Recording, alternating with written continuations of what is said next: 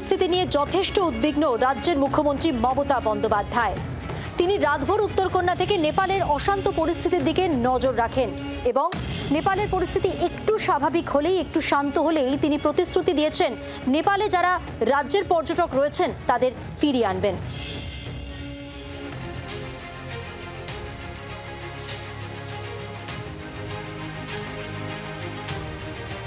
অশান্তির আগুনে পুড়ছে পড়শি দেশ নেপাল। হিংসার গ্রাসে মৃত্যু হয়েছে একাধিক জনের। নেপালের বহু জায়গা থেকে মুহুর্মুহু অশান্তির খবর সামনে আসছে। এই পরিস্থিতিতে অশান্ত নেপাল নিয়ে রাজ্যবাসীকে অভয় বার্তা দিলেন মুখ্যমন্ত্রী মমতা বন্দ্যোপাধ্যায়। গতকাল থেকে আমাদের প্রতিবেশী রাষ্ট্র একটা প্রবলেম চলছে, আমরা চাই শান্তি ফিরে আসুক।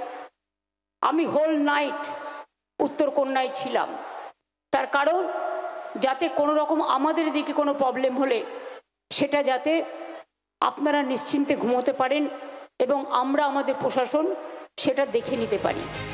নেপাল যখন জ্বলছে ঠিক সেই সময় মঙ্গলবার 3 দিনের জন্য উত্তরবঙ্গ সফরে গিয়েছেন মুখ্যমন্ত্রী। বুধবার জলপাইগুড়িতে চা শ্রমিকদের জমির পাট্টাবিলি সহ একাধিক কর্মসূচিতে যোগ দেন তিনি। সেই সভায় মুখ্যমন্ত্রীর ভাষণে প্রথমেই উঠে আসে নেপাল প্রসঙ্গ।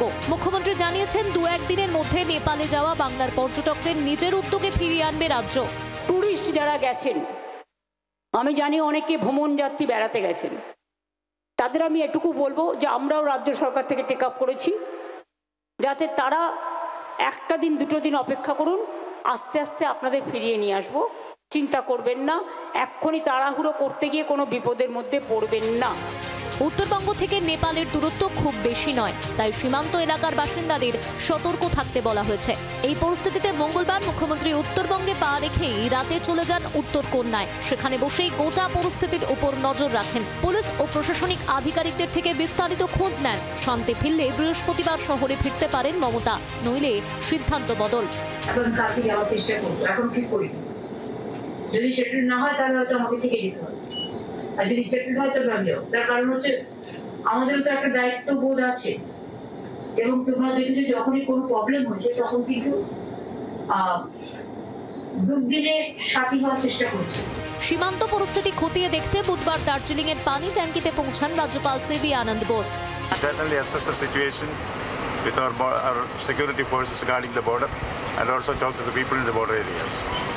सर, जो लोग वापस आ रहे हैं उनसे आप बातचीत करेंगे sir? You see, there is a novel called All Quiet on the Western Front. I read it only the other day. রাজ্যপাল বেশ কিছুক্ষণ এখানে থাকলেন, অন্তত 10-15 মিনিটের বেশি তিনি ছিলেন।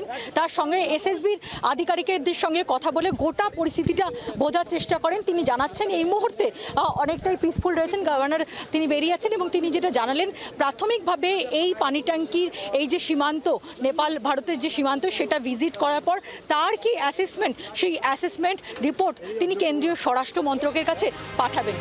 ভারত নেপাল সীমান্তের পানি ট্যাঙ্কি বর্ডার পরিদর্শনে যান রাজ্য পুলিশের এডিজি বর্ডার অজয় নন্দা, দার্জিলিং জেলা পুলিশের পুলিশ সুপার প্রবীণ প্রকাশ।